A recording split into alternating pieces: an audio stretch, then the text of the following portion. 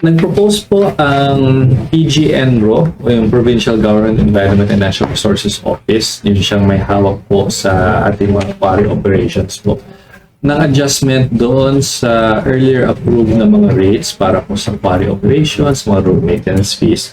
So itong adjustment po na ito ay pabababain po yung kinokolekta ng mga fees. So this is not an increase, but rather ibababa po yung kinokolekta ng fees ng provincial government para po sa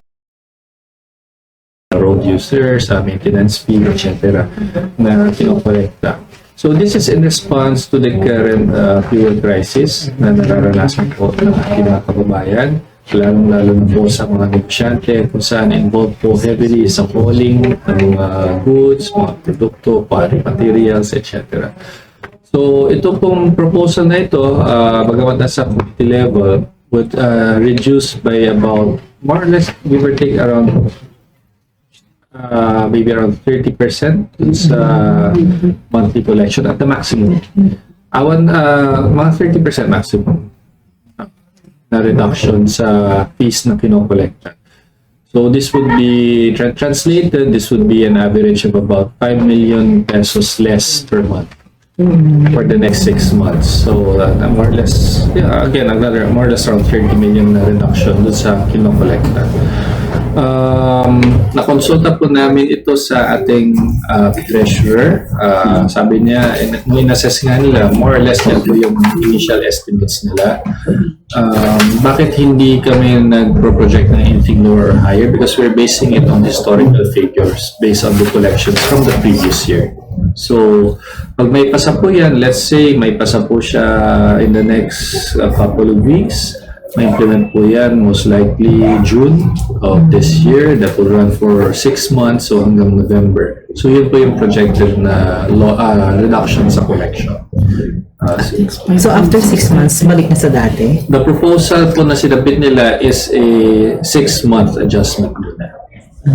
Initial 6 months. Yun yung proposal po nila and return to the normal rates kasi we're hoping na bumalik na po yung mga fuel rates by that time, but it can be reviewed naman before the termination of the provision of the amendment, but the proposal was to have it run for 6 months. Yung maapektuhan ng project, Vice Go? Well, ngayon, pinag-aaralan po ng budget office kung ano po mga alignments na kailangan po natin gawin pagdating po sa mga posibleng tamaan na programa. Well, awa po naman ng Diyos, medyo maganda yung initial na collections natin. So, medyo we're hitting targets or even beyond the initial targets for the first quarter. So, this will help a lot. 30 million, hindi naman po siya maliit na amount, pero hindi rin naman po siya kalakihan na amount na habulin. So, it's something that is manageable naman according to the Treasury and our budget office. So, right now, nire-review po kung anong mga possible alignments.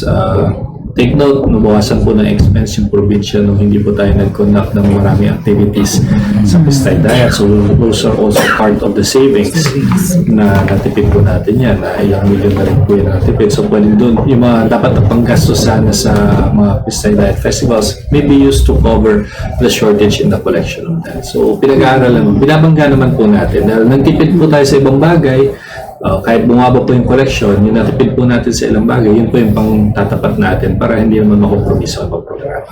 So those are, it's just basically good budgeting practices.